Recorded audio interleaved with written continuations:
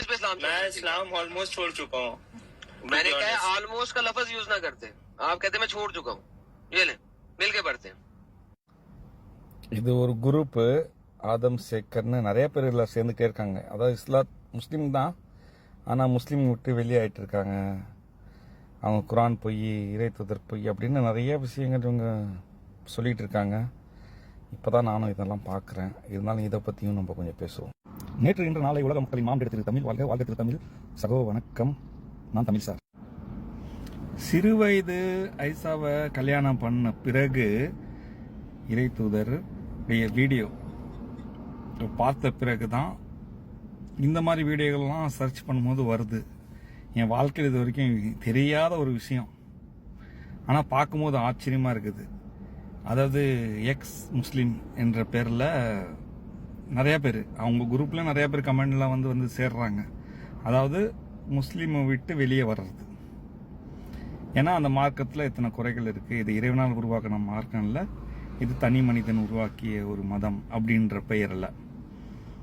அப்போ நான் இவ்வளோ நாள் யோசிக்கிறேன், நான் என்னத்துக்கு நான் இந்த வீடியோ பண்ணுறேன், எதுக்கு பண்ணுறேன், அப்படி என்ன தான் எங்கள் பிரச்சனை போயிட்டுருக்கு, எனக்கு ஏன் இவ்வளோ விஷயம் சொல்கிறாங்க. நீ தான் அந்த 10வது அவதாரம், கல்கி அவதாரம், 10வது அவதாரம் நீ தான், நீ சொல்லு, தைரியமாக சொல்லு. ஆனால் நான் அதுக்கெல்லாம் பெரிய தகுதி இருக்கணும். நான் யார், சாதாரண மனிதன். ஏன்னா நான் உணர்றேன், நான் மிக மிக சாதாரணவன். அவர் என்னன்னா எனக்கு தான் என்னை தெரியும், எனக்கு அவ்வளோ ஞாபக சக்தி இருக்காது, இந்த உலகத்தில் உள்ள விஷயங்கள்லாம் அவ்வளோவா புரியாது, மற்ற அறிவாளிக மாதிரி நான் இல்லை, மற்றவங்களோட இருக்க டேலண்ட் என்கிட்ட இல்லை. அப்படி இருக்கும் பொழுது, நான் ஒரு சாதாரண மனிதனாக இருக்கும் பொழுது நான் எப்படி அந்த கல்கி அவதாரமாக இருக்க முடியும் அப்படின்ற எனக்குள்ள பல விஷயங்கள் இருந்தாலும், அந்த ஸ்க்ரீன் பீட் நோ ஸ்க்ரீனில் நிறைய விஷயம் நான் பார்க்குறேன். இப்போ நான் அதை வச்சு தான் இப்போ நான் அந்த சயின்ஸ் சொல்கிறேன். அந்த சயின்ஸ் தான் எனக்கு நான் சொல்லக்கூடிய மற்ற விஷயங்கள் ஆதாரமாக மாறும். அந்த சயின்ஸில் தான் நான் இப்போ சொல்கிறேன், புவி இழுப்பு சக்தி இல்லை, இது பூமியே ஒரு தள்ளு சக்தியில் தான் அமைந்திருக்குது, ஒரு அழுத்தக்கூடிய சக்தி. புரியுதுங்களா? இங்கேருந்து ஒன்று அழுத்த, இங்கேருந்து ஒரு மையம். இப்போ ஒரு இது இப்படி இப்படி இப்படி இப்படி அழுத்தினா திரும்ப ரிவர்ஸ் ஆகும், இப்படி அழுத்தினா ரிவர்ஸ் ஆகும். இது மையம் ரிவர்ஸ் ஆகுது இப்படி இப்படி. இந்த ஒரு சக்தியில தான் இந்த பூமி இருக்கு, தவிர பூமிக்கு இழுக்கிற சக்தி கிடையாது. அது ஒரு தள்ளுற சக்தி. இழுக்கிற சக்தி இருந்தால் திரும்ப விடாது. அப்படின்ற விஷயங்கள்லாம் நான் வீடியோல சொல்றேன். அந்த சயின்ஸ் இதெல்லாம் நான் எப்படி சொல்ல முடியுது? ஏன்னா அந்த ஸ்கிரீன்ல அப்படிதான் தெரியுது. இதை நீங்க 4 விஷயம் புரிஞ்சுக்கணும். அதாவது பார்க்கறது, புரிஞ்சிக்கிறது, கேட்கறது, பேசுறது, இப்படி விஷயங்கள் இருக்குது. இது எல்லாமே முழுமையா பார்த்தா தான் அந்த ஸ்கிரீன்ல உள்ள விஷயம் தெரியும். அப்போ இது வரைக்கும் பார்த்த அனைத்தும், நான் எத்தனையோ வீடியோல சொல்லிட்டேன், மறுபடியும் சொல்றேன், அனைத்தும் அந்த B2 ஸ்கிரீன்ல பதிவாயிட்டு இருக்கு. அனைத்தும் A to Z. இறைவன் இல்லை என்ற இடத்துல இருந்து ஆரம்பித்து இப்போ வரைக்கும், இந்த நொடி வரைக்கும் அடுத்த செகண்ட் கிடையாது, அடுத்த செகண்ட் பதிவாயிட்டு இருக்கு. ஜஸ்ட் அதை நிறைய வீடியோவில் சொல்லியிருக்கேன். அப்போ இந்த வீடியோவில் நான் சொல்லும்போது தொடர்ந்து ஒரு விஷயம் சொல்லிட்டு வரேன். மதங்கள் என்பது நம்மளுக்கு தண்டனை. எல்லா மதங்களும் மதம் மாறலாம், முஸ்லிம் மதம் மாறக்கூடாது அப்படின்னு நான் சொல்லிட்டே இருக்கேன். அப்போ முஸ்லீம் மதம் மாறக்கூடாதுன்னு சொல்லும் பொழுது ஒருத்தவங்க மதத்தை விட்டு வெளியே வர்றாங்க, எத்திக்ஸாக மாறுறாங்க. அவங்க எத்திக்ஸ்னு சொல்லிக்க மாட்டாங்க, எக்ஸ் முஸ்லீம்னு சொல்லிக்கிறாங்க. சரி, வேற மதத்தில் நீங்கள் போக வேண்டியதானே, இந்த மதம் இல்லைன்னா இன்னொரு மதத்துக்கு போங்க, இந்த வண்டியிலனா வேற வண்டியில் ஏறுங்க சொன்னால் அவங்க சொல்கிறாங்க, இல்லை நாங்கள் எதுவுமே உண்மை கிடையாது, எல்லாமே மனிதனால் உருவாக்கப்பட்டது தான் அப்படின்ற மாதிரி அவங்க வாதம் பண்ணுறாங்க. அவங்க எடுத்து கொடுக்குற பாயிண்ட் எல்லாம் பெரிய பெரிய முள்ளாங்களால பதில் சொல்ல முடியல, அவங்க ஓடுறாங்க பதில் சொல்லாமல். அதில் நிறையா நீங்கள் போய் பார்த்தீங்கன்னா நிறையா விஷயம் அதில் இருக்கும். ஆனால் நான் என்ன சொல்கிறேன்னா, மதம் மாறக்கூடாது சொல்கிறேன். முஸ்லீம்கள் அப்படி மாறணும், யாராவது ஒருத்தவங்க எனக்கு இந்த மதம் பிடிக்கல, நான் மாறணும், இல்லை இதெல்லாம் வெளியாகணும்னு நினச்சா கூட, அந்த 7ஆம் ஜென்மம், நான் ஒரு 7ஆம் ஜென்மம்னா எனக்கு அப்பா அம்மா 5 6, அவங்களுக்கு அப்பா அம்மானா 1 2 3 4, இந்த இதுக்குள்ள, இந்த வட்டத்துக்குள்ள யாராவது ஒருத்தவங்க வேற மதமாக இருக்கணும், கிறிஸ்டினோ, இந்துவோ, முஸ்லீமோ, புத்திஸோ, ஏதோ ஒன்று, எத்தனை மதங்கள் இருக்கோ அதுலேருந்து ஒருத்தவங்க இருந்தால் நான் அவங்க பேரில் மாற முடியும். ஆனால் இந்த எனக்கு முன்னாடி இருக்கிற 6 பேரும் முஸ்லீமாக இருந்தாங்கன்னா நான் மாறக்கூடாது. ஏன்னா எனக்கு இது தண்டனை. நான் முஸ்லீமாக பிறந்திருக்கேன், தண்டனை. எனக்கு இறுதி வாய்ப்பு வேற.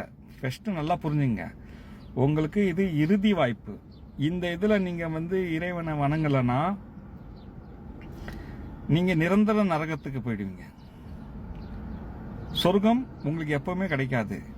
சொர்க்கத்துக்கு போகிறதுக்கு மனித பிறவி எடுத்து மனிதனாக வாழ்ந்து தான் சொர்க்கம் போக முடியும். ஆனால் மற்ற மதக்காரங்களுக்கெல்லாம் மறுவாய்ப்பு கிடைச்சிக்கிட்டே இருக்கும்.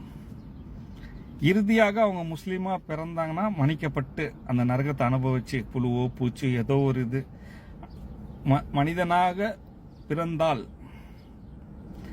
முஸ்லீமாக பிறந்து இறுதி வாய்ப்போட முடிஞ்சிடும். இதுதான் இந்த பேசிக் டு நோ ஸ்கிரீன் சொல்ற ஒரு விஷயம், மாம் டேட் சொல்ற விஷயம். ரொம்ப ஆச்சரியமா இருக்குங்களே. அதாவது நல்லா புரிஞ்சுங்க, ஒரு இறை அதுதான் ஆரம்பம்.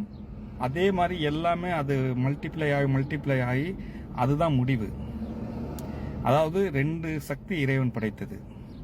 அதாவது இறைவனுக்குள் உருவான ஒரு சக்தி உருவாகிறது, இறைவன் அந்த உருவாகிறத கட்டுப்படுத்த அடக்கிறது. 2 சக்தி. இது நான் பல தடவை சொல்லிட்டேன், எனக்கு போர் அடிக்குது. இந்த 2 சக்தி தான் இறைவன் இறைத்து விட்டான், கலந்து இறைத்து விட்டான். அதுதான் இங்க எல்லாம் மல்டிப்ளை ஆயிட்டு இருக்கு வச்சுங்க. அந்த 2 சக்தியை நான் மாம் டேட் சொல்றேன். அப்ப இறைவன், மாம் டேட், உணர்கிற நான்.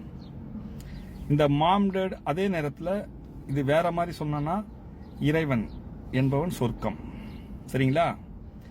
அப்ப மாம் டேட் என்பவங்க சொர்க்கம் நரகம், நரகத்துக்குள் சொர்க்கம், சொர்க்கத்துக்குள் நரகம். உணர்கிற நான்.